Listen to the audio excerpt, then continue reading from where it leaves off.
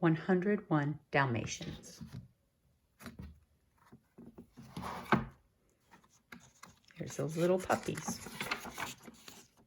Pongo, Perdita, and their 15 puppies lived in a cozy little house in London. Their humans lived there too. Roger, who was tall and thin and played the piano, and Anita, who laughed a lot. They all got along splendidly and were very happy. Then one day, the doorbell rang, and in came Cruella de Vil, Anita's old friend from school. Anita, darling, I'm so glad the puppies have finally gotten their spots, Cruella said, stroking their soft fur. I'll pay for them now. Pay for the puppies? Gasped Anita. Oh, Cruella, we couldn't part with them. Oh, don't be silly, Anita, said Cruella. You can't possibly keep 15 puppies. We are not selling them, said Roger, and that's final. Furious, Cruella stamped out of the house. One frosty night, a few weeks later, Pongo and Perdita went out for a walk with Roger and Anita. The puppies were asleep at home in the basket. Suddenly, 2 men burst into the house. They put all the puppies into a big bag. Then they carried the bag out to their truck and sped away.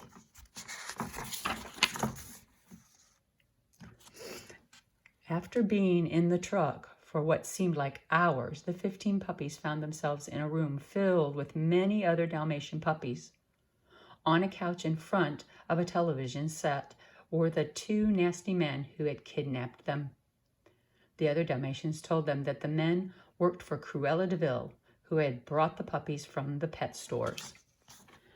Back home, Pongo and Perdita were horrified to find their puppies missing. It's that evil Cruella de Vil, Perdita said, sobbing. She has stolen our puppies. Oh, Pongo, do you think we'll ever find them? I have a plan, said Pongo. Let's try the Twilight Bark. The Twilight Bark was a system of long and short barks used by dogs to pass along news. The next evening, Pongo and Perdita went on another walk with Roger and Anita, and while the Dalmatians were out, they barked long and loud. They wanted all the dogs in London to be on the lookout for their puppies. Pongo waited for someone to answer his barks. It was a very cold night, and most dogs were inside. Then Perdita added her bark to Pongo's, and at last they heard a reply. Message received. Most sorry about your puppies. Will do all I can to help spread the word, howled a Great Dane. Right there. That night, the Twilight Bark even reached a quiet farm where an old sheepdog known as the Colonel lay sleeping. Alert, alert, shouted Sergeant Tibbs the cat, who lived on the farm. Vital message coming in from London. There's the Colonel. The Colonel lifted one shaggy ear to listen to the faint message. 15 puppies have been stolen, he cried. I heard puppies barking at the old de Vil mansion, said Tibbs. You don't suppose... The Colonel barked back a message to London, and then he told Tibbs we should investigate right away. They headed straight for the gloomy de Vil mansion. Tibbs held on tight to the Colonel's back as he rushed through the snow. Ah, look, there they are, and they're looking inside, and there they see all the puppies. Once they arrived, Tibbs climbed up onto the Colonel's shoulders. He peeked through the open window. Good night, said the cat when he saw all the puppies. There are a whole lot of you. I'm looking for 15 puppies who were stolen from London. I was stolen, cried Lucky, one of the puppies. And so were my brothers and sisters. The men heard the noise and went to investigate. Tibbs and the Colonel ran away, but not before promising to get help.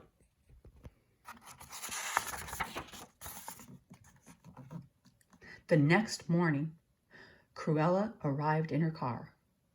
It's got to be done today, she cried. You couldn't get a dozen coats out of a whole caboodle, protested one of her men, pointing to the puppies. Then I'll just have to settle for a dozen, said Cruella. Just do it. She dashed out, then roared off in her car.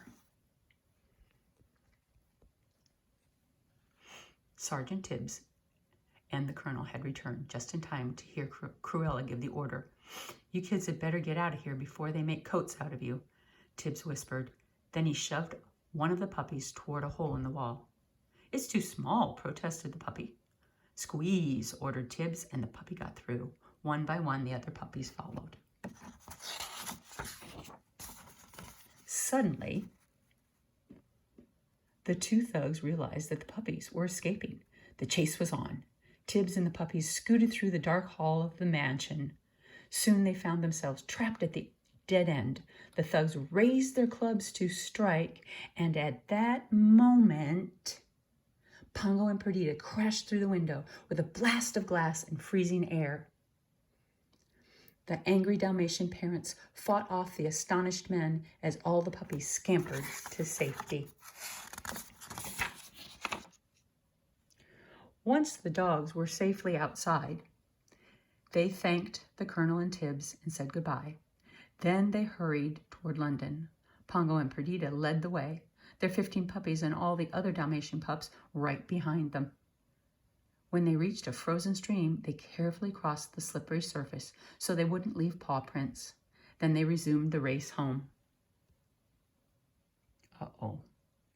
All along the route, the Dalmatians were helped by other dogs. A black Labrador retriever arranged for them to ride to London in a moving van. The Dalmatians waited in a shed while the van was being fixed. Suddenly, Cruella's big car pulled up outside. Somehow, she had followed their tracks. "Oh, Pongo," said Perdita, "how will we get to the van?" Pongo noticed lots of ashes in the fireplace. If they all rolled in the soot, they would look like black labs. When the van was ready, the dogs marched outside, one after another. The soot-covered puppies were lifted into the van. Before Pongo had a chance to pick up the last one, a clump of snow fell from the shed onto a puppy. Pongo snatched up the pup, but the snow had washed away the soot. From her car, Cruella could see the white fur and black spots right there. "They're escaping," she shouted, said the van, as the van moved away. Faster and faster went the van, but Cruella's car drew closer and closer, and she was screaming in anger.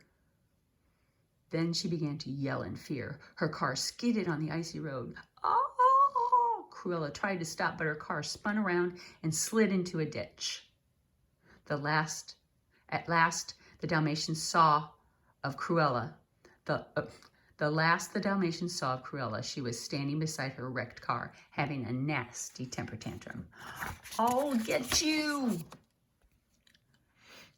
When the van reached the cozy little house in London, Roger and Anita were overjoyed, and when they counted the dogs, they discovered that they now had 101 Dalmatians.